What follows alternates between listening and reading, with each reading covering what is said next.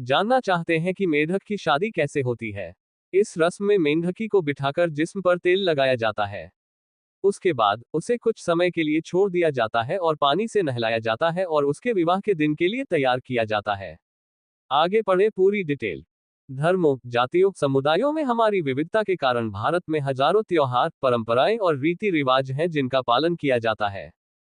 इनमें से बहुत से रीति रिवाज सैकड़ों से हजारों साल पहले अंधविश्वास से भी पैदा हुए थे। इनमें से ही एक रिवाज है जिसके बारे में हम आपको बताने जा रहे हैं, जिस पर आपको विश्वास करना मुश्किल हो सकता है। वह है बारिश के देवता को खुश करने और अधिक बारिश लाने के लिए दो मेंढकों की शादी कराना। भोपाल में हाल ही में एक घटना में दो मेंढकों को उनकी शादी के 2 महीने बाद तलाक भी दिलाया गया क्योंकि वहां अत्यधिक बारिश होने लगी थी। जाने मेंढक की शादी करने का रिवाज क्यों शुरू हुआ, क्या है मान्यता और कैसे कराते हैं मेंढक की शादी। एडवर्टाइजमेंट, रात के 12:25।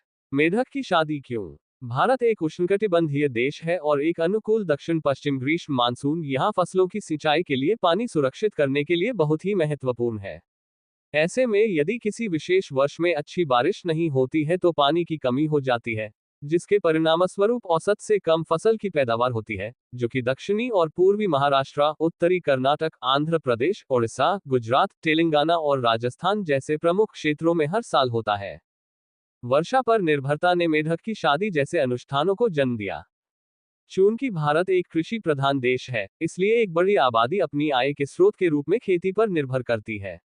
पानी की कमी वर्षा इसलिए सूखे की ओर ले जाती है जो अकाल पैदा करती है, जिससे आबादी का एक बड़ा प्रतिशत प्रभावित होता है।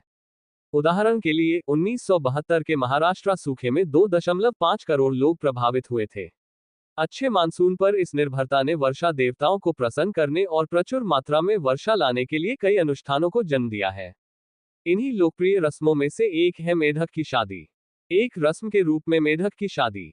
मेंढकों की शादी बारिश के भगवान को खुश करने का एक तरीका है जिसमें दो मेंढकों की शादी बिल्कुल उसी तरह की जाती है जैसे किसी हिंदू शादी में होती है। भारत के अलग अलग हिस्सों में ये अलग अलग रूप धारण करते हैं और अलग अलग नामों से जाने जाते हैं। उदाहरण के लिए इस रस्म को असम में भेकुलबिया या दक्षिणी भारत में मांडुका परनिया और त्रिपुरा में बांगर बाय के नाम से जानते हैं। असमिया में भकुली का मतलब मेढक होता है और बया शादी होता है, जबकि त्रिपुरा में बंग एक मेढक है, बाय शादी है। दक्षिण भारतीय भाषा में मंडूका का अर्थ मेढक और परिण्य का अर्थ विवाह होता है। असमिया लोकगीत में बताया गया है, मेढक नहीं बोलेंगे तो वर्षा नहीं होगी। असमिया पूर्वजों का मानना था कि अगर मेढक टर्राते हैं और अपने साथी को बुलाते हैं तो बारिश होती है। मानसून मेंढकों के संभोग का मौसम होता है। एक पुरानी असमिया कविता भी है जिसमें कहा गया है कि किसान बादलों से प्रार्थना करते हैं और उनसे पूछते हैं कि बारिश क्यों नहीं हो रही है। तब मेघ उत्तर देते हैं कि मेढक नहीं बोलेंगे तो वर्षा नहीं होगी। इस तरह इस अनुष्ठान में मेढक के टर्राने को बारिश से जोड़ा जाता है। मेंढकों की शादी। जानना चाहते हैं कि मेंढक की शादी कैसे होती है। इस रस्म में मेंढकी को बिठाकर जिस्म पर तेल लगाया जाता है। उसके बाद उसे कुछ समय के लिए छोड़ दिया जाता है और पानी से नहलाया जाता है और उसके विवाह के दिन के लिए तैयार किया जाता है। इस बीच सैकड़ों ग्रामीण इकट्ठा होते हैं और वैदिक भजनों का पाठ किया जाता है।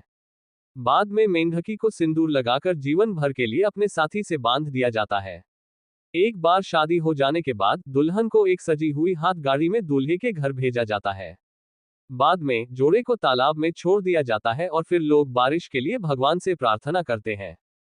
मेढकों का तलाक भी वर्षा कराने के लिए जहां मेढकों की शादी कराई जाती है, वहीं एक अन्य रिवाज में यदि अत्यधिक वर्षा हो तो उसे रोकने के लिए मेढकों का तलाक भी कराया जाता है।